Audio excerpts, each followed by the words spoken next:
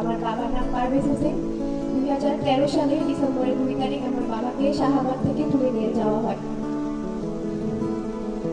আমি 2.5 বছর যখন আমার ছিল তখন থেকে আমার আম্মু কোলে কোলে করে এখানে আসি। আমি বড় হয়ে গেলাম এখানে আসতে আসতে।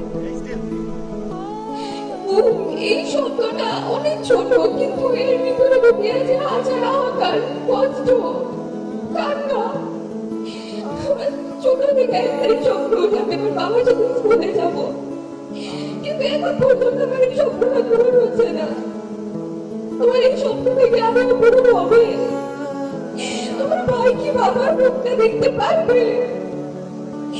এই স্বাধীন দেশে কি আমাদের বিচার হবে? আমাদের বাবাদের কোথায়? আমাদের বাবাদের কেন গুম করা হয়েছিল? গুম কমিশন বলে ধরে নিন ওরা মৃত। কেন এটাকে হাতে রক্ত আমরা ধরে নিব আমাদের বাবার হাতে? একটা দল কোনো অপরাধ না, দল সবাই করে।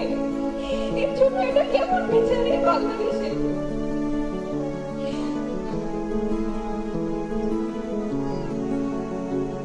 বছর যায়, নতুন বছর আসে, কিন্তু আমাদের বাবার আসে না।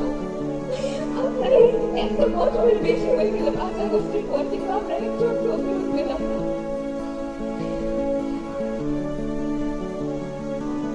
আমি তারেক রহমান তাজুর কাছে আশা করি যে আমাদের বাবাদের খুঁজে দেবে, এই বাংলাদেশের মাটিতে বিচার করবে এই